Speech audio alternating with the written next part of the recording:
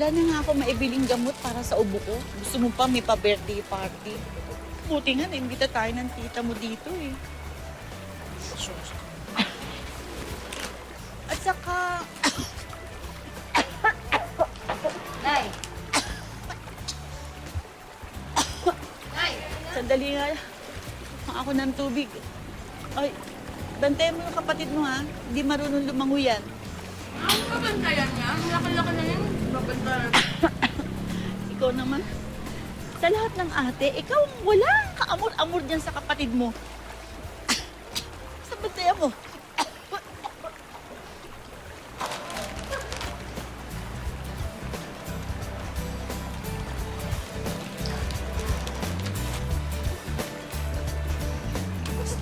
Loy, diyan ka lang ang alis na.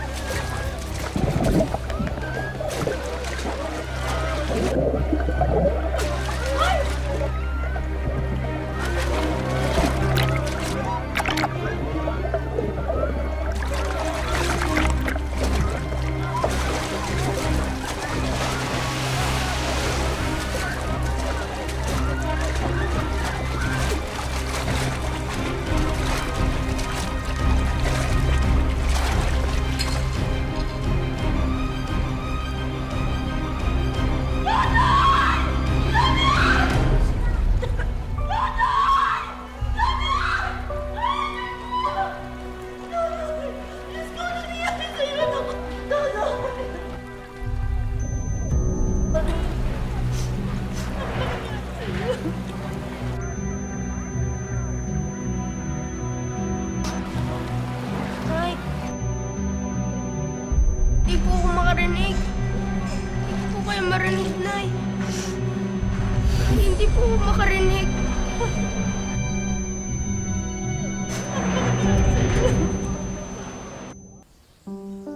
Mula nang magkaisip, ramdam na ni Dodoy ang kakaibang trato ng kanyang pamilya sa kanya.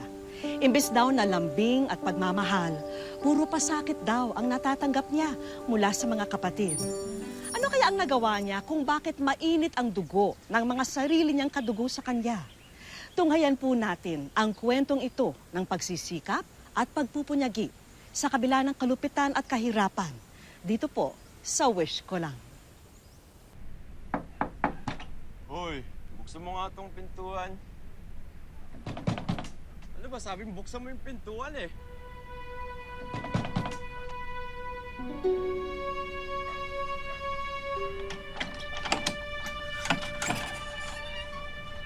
Ano ba, ba't ang tagal-tagal mo bukas ng pintuan? Kanina pa akong makatok ah. Ano yun, kuya? Loko mo talaga ako, no? Ha? Oscar, ano ba yung ginagawa mo sa kapatid mo? Ha? Hindi ka na umuwi kagabi. Nakipaglasingan ka na naman sa mga barkada mo. Tapos pag uwi mo, kapatid mo pa didiskitahan mo? Oo, diferensya. Nag-iinarte lang yan. Di naman talagang bingi yan. Nagbibingi-bingihan lang yan eh. Di ba sinabi ng doktor na nasira ng tubig yung tenga niya? At saka, hindi bingi ang kapatid mo. Mahina lang ang pandinig ni Dodoy. Ayan, kung meron kang dapat sisihin yung kapatid mong pabaya. Ano? Yan tayo eh. Pag pinag-uusapan yung favorite na bunsong anak. Sige, ako nasisihin nyo kung bakit nabingi yan. Ay, naku. Bakit ba ako nagkaroon ng ganitong mga anak? Eh, yung bunso niyo malas eh. Pagkapanganak pa lang niya, namatay na si tatay. Kaya kayo ganyan sa kanya. Siya ang sinisisi niyo sa pagkamatay ng tatay niyo. Nay! Ano na po? Magpahinga na po kayo. Ano naman kinalaman doon ni Dodoy? Nay, tama na po. Magpahinga na po kayo, Nay. Dodoy, makinig ka sa akin, anak ka. Huwag ka maniniwala sa kanila, ha? Hindi ka malas, anak. Naiintindihan mo ba ako? Nay! Nay! Nay! Nay! Nay! Nay! Nay! Nay! Nay!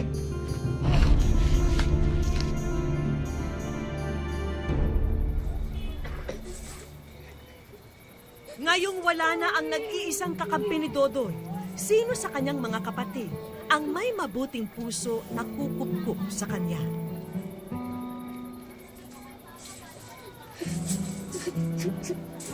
Nay! Nay! Hoy, Oscar. Baka pa naman. Buro na nga ni nanay ito, hindi ka na nahiya, umiinom ka pa. Relax, Ate Shoni. Nilunod ko lang yung lungkot ko sa pagkawala ng nanay. Raulo, nalulunod ka dyan. O siya nga pala, mabuti pa pag-usapan na natin kung anong gagawin natin. Tal, wala na si nanay, no? Yung bahay, yung sa mga natirang gamit niya, kung paano hatian. Yan, si ate. Business is business. Tulad niyan, yung bahay. O sa bagay, kayo naman, ikaw binata, dalaga. Magpaparaya na ako sa inyo na yung bahay. Hindi ba kukunin si Dodoy? Ha? Eh bakit ako? Eh may pamilya na ako, no? Mas lalo naman ayoko mag-alaga dyan. Uy, bahala ka. Problema mo na yun, no? Nasa'yo yan, ikaw ang mag-alaga dyan. Ikaw, wala ka bang sasabihin dito? Eh, wala. Pagbalik ng boyfriend ko, galing Jensen. Alis na ako, magpapakasal na ako, goodbye. Tsaka ikaw naman yung lalaki, no? Hindi ko kaya mag-alaga dyan. Ganon? Iwan niyo sa akin lahat ng problema? Ha? Oscar! Baka pa nakakahiya.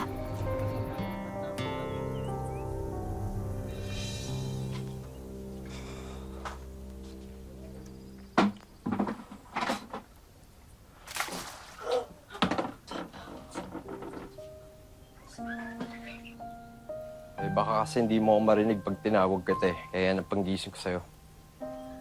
Huwag ka na mag-inerte dyan. Mag-igib ka ng tubig. Ano, kuya? Maligo po? Bobo ka? Mag-igib ng tubig. Dali!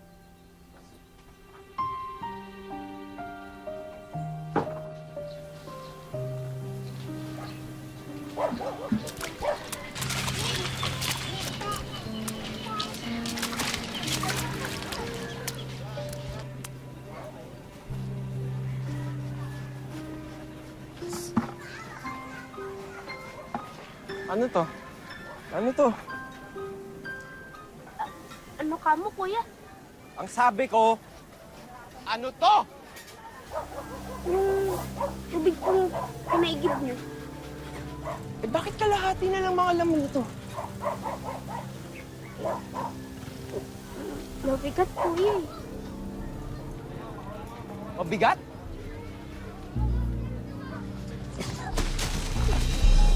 Sinasayang mo yung binabayad natin sa tubig?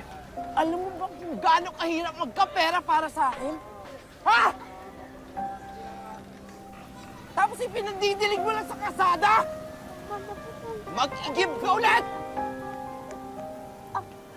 Imbes na kalinga at pagmamahal, sariling kadugo pa ni Dodoy ang nananakit sa kanya.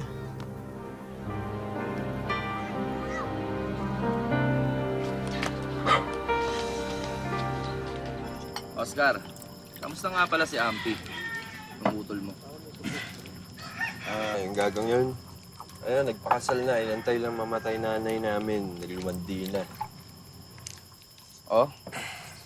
Naunahan ka pa? Ikaw pare, kailan mo balak magpakasal? Wala akong balak magpakasal, pare. Ayoko matulad sa inyo. Bakit? Ano ba kami? Mga under, mga takot sa asawa. Di bali kung gaganda ng mga asawa niyo eh. Kaso, mga mukhang lalaki pa yung asawa niyo kaysa sa inyo eh. Kaya ako mismo, pinipili ko yung babaeng papatulang ko para pagising ko sa umaga, hindi pangit yung sa tabi ko. Kung pangit, ay ayoko na lang magising. Di ka na talaga magigising.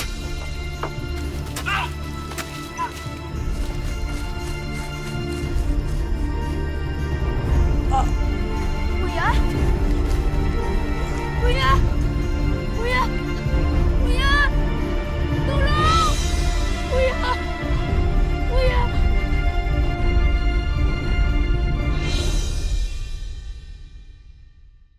Wish ko lang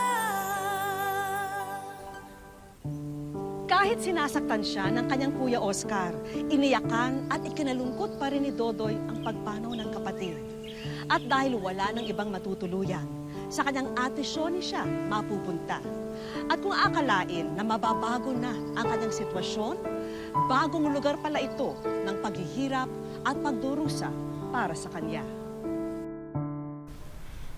Dexter, hindi ba pwedeng sa inyo na lang tumira tong si Dodoy?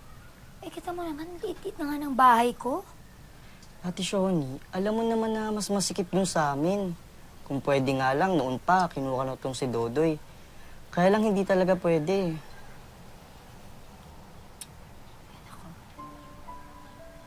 Sige na nga, ako. Para may magagawa pa ako, dito natitira yan. Hoy, narinig mo, dito ka natitira. Ha? Ay, pero hindi ka bisita dito, ha? Kasi magtatrabaho ka sa bukid. Naintindihan mo? Magtatrabaho ka sa bukid, ha?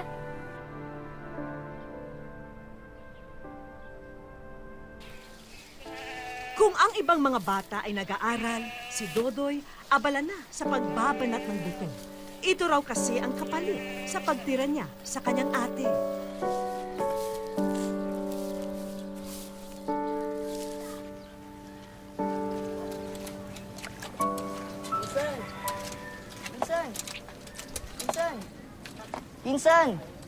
Insan, kamusta na? Kuya, kamusta na? Ay, sorry po. Okay lang. Insan, kamusta ka na? Ano po? Kamusta ka na? Kamusta na kayo ni ate? Hindi pa rin ba siya mabait sa'yo? Parang mas sumungit pa po siya eh. Pinagtatrabaho niya po ako sa bukid. Tapos, pinagtatrabaho niya pa po ako dito sa bahay. Parang gusto ko na nga pong sumuko eh. Yan ang huwag mong sasabihin, Doy. Huwag kang susuko. Po? Huwag kang susuko.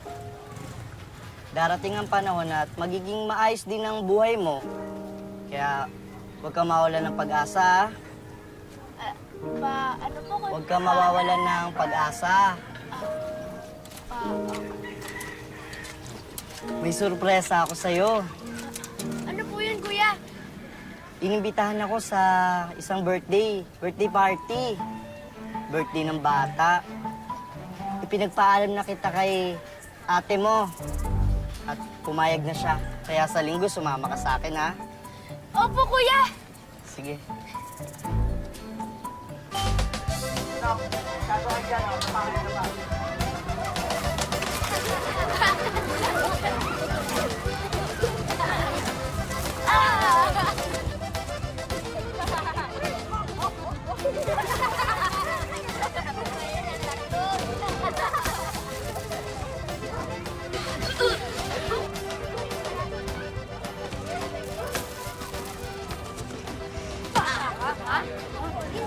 Sabi ko sa'yo, bantayan mo yung anak ko. Anong ginawa mo?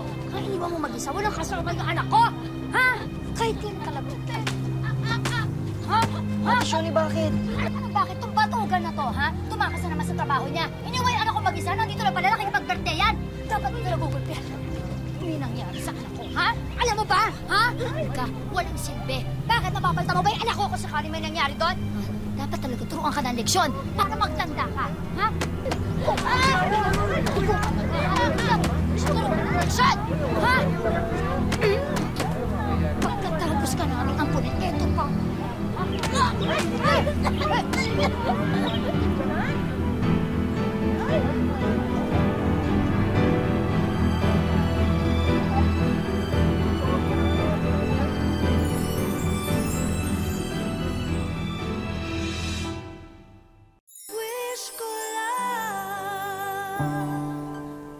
Pinilit ni Dodoy na panatilihin ang pag-asa sa kanyang puso.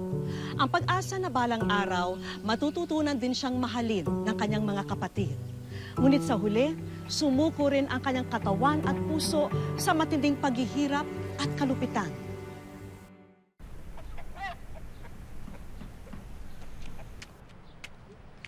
Nasagad na ang pasensya ni Dodoy. Hindi na niya kaya ang matinding pananakit ng kanyang ate. Kaya nagpasya na siyang magpakalayo at mamuhay ng mag-isa.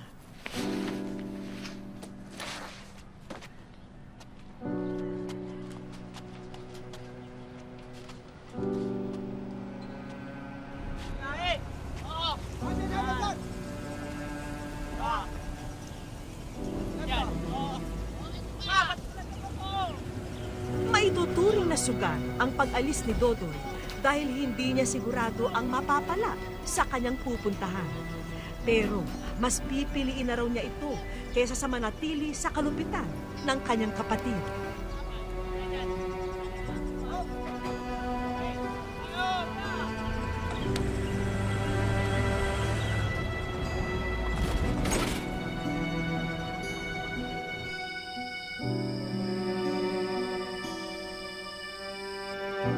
Kailan kaya magbabago ang kapalaran ni Dodoy?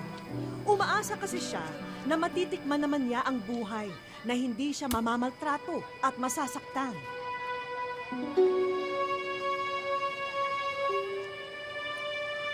Sa paghahanap ng matutuluyan at mapagkakakitaan, isang pintuan ang magbubukas ng pagkakataon kay Dodoy.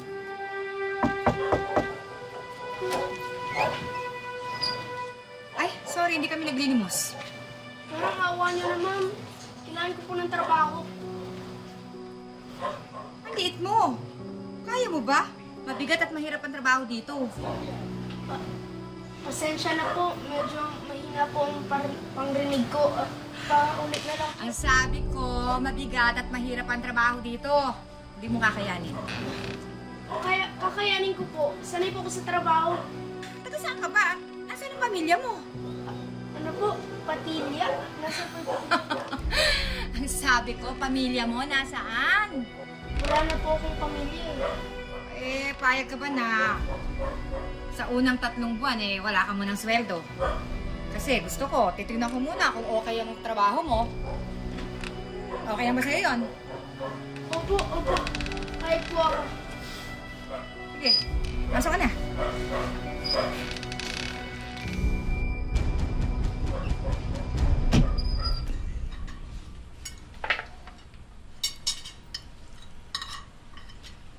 Pamaypay. Paano mo ako, ha? Lakasan mo pa! Ano ba namang klaseng paypay ang ginagawa mo? Parang hindi ka pinakakain, ah. Nga pala. Talaga nga pala, hindi ka pa kumakain.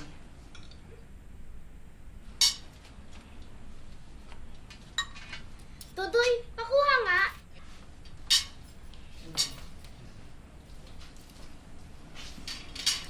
Ikaw, ubusin mo yan, ha? Kumuha ka pa. Marami pa yan. Ubusin natin yan.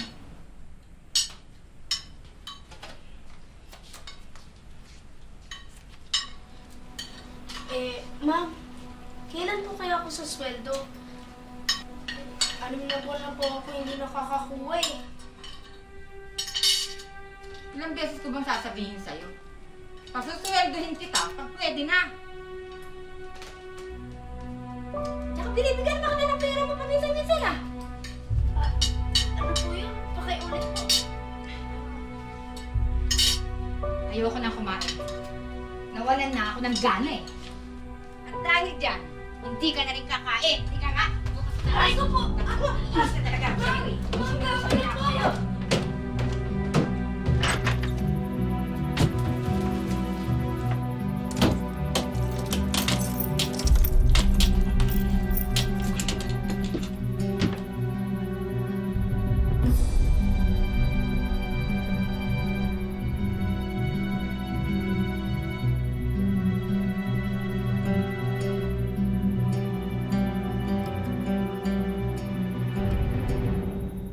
Akala ni Dodoy, hindi na siya masasaktan sa tinahak na landas. Pero hindi raw na iba ang kanyang amo sa kanyang mga kapatid. Inutil ka. Walang silbi. Ha? Ang dapat talaga sa'yo, kinulpi. Ano bayad natin sa tubig? Dapat talaga turuan ka ng leksyon para magtanda ka. Ha? Mag-give ka ulit!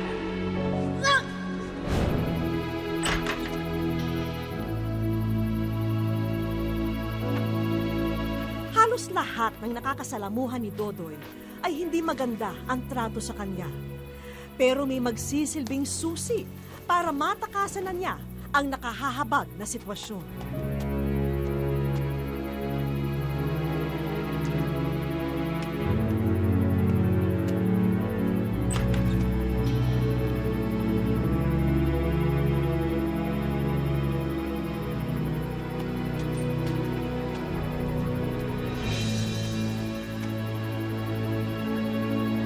Salamat.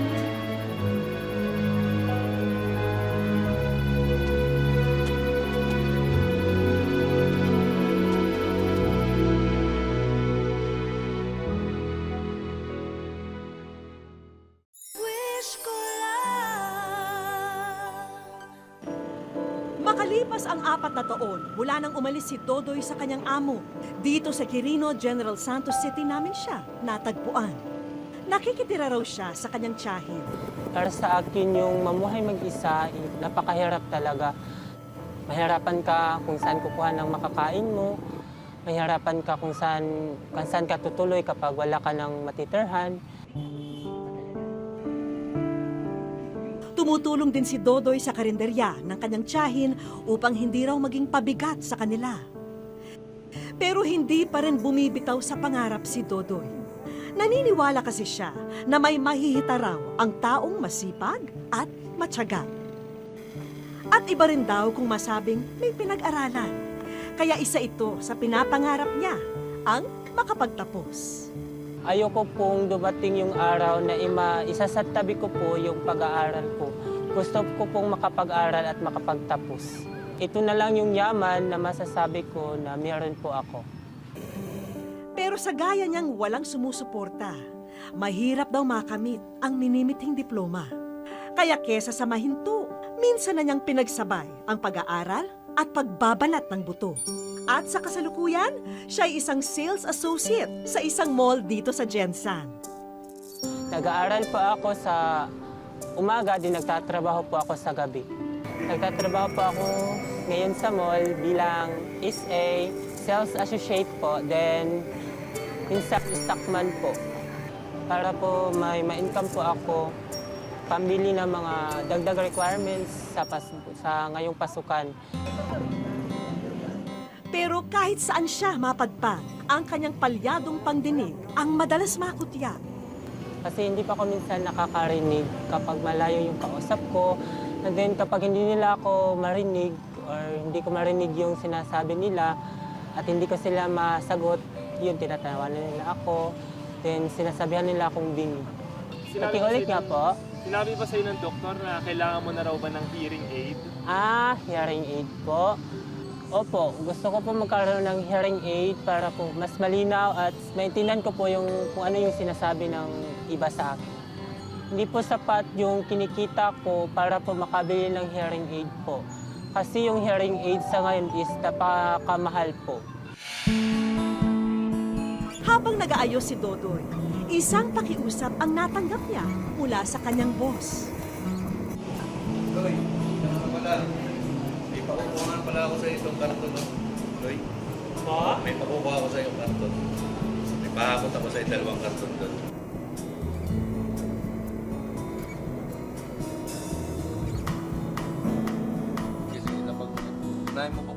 Nang bubuksan na ni Dodoy ang kahon, isang pamilyar na liham ang tumambad sa kanya.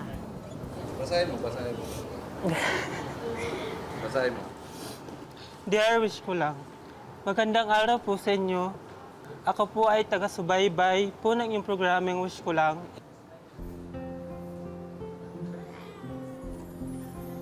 Si Dodoy biglang napaluha sa nakita. Kasi po, masayang-masaya lang po ako kasi dininig po ng Panginoon ang dasal ko po na matulog. May labas po yung pinto ko at matulungan po ako ng wish ko lang.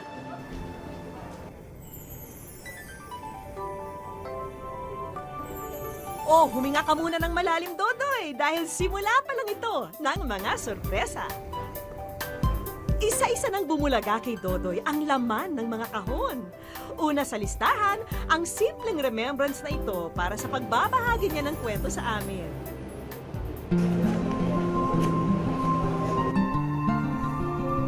isang pares ng sapatos din ang kaloob namin. Problema mo ba ang gagamiting laptop sa iyong pag-aaral? Sagot na rin namin yan. Ang matagal mo ng problema sa tenga, malulutas na sa sunod naming regalo.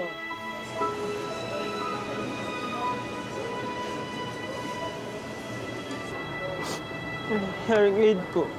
Kasi minsan hindi po ako nakakarinig. Kaya malaki po pasalamat ko na magkakaroon ako ng hearing aid para mas malinaw yung pandinig ko po. Parang earphone lang Subukan na nga natin, Dodoy, ang bago mong hearing aid sa magandang balitang matatanggap mo ngayon.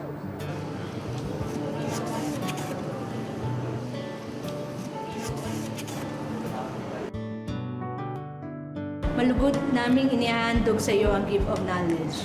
Sana makatulong itong matupad ang iyong mga pangarap. Mahalaga po yung ipinagkaloob na regalo ng STI sa akin kasi po ito lang po yung kayamanang meron ako na makapagtapos ng pag-aaral at wala na pong iba. Sasikapin ko po na i-maintain ko yung grades ko para po makapagtapos ako ng pag-aaral. Kung minsan, matatagpuan natin ang malasakit at pangunawa sa ibang tao. Patunay ito na may kabutihan pa rin sa mundo na maaring pumawi sa hapdi ng ating kahapon. Ako po si Vicky Morales. Hanggang sa susunod na Sabado, ito po ang wish ko lang. Kaya't wag na wag kang susunod.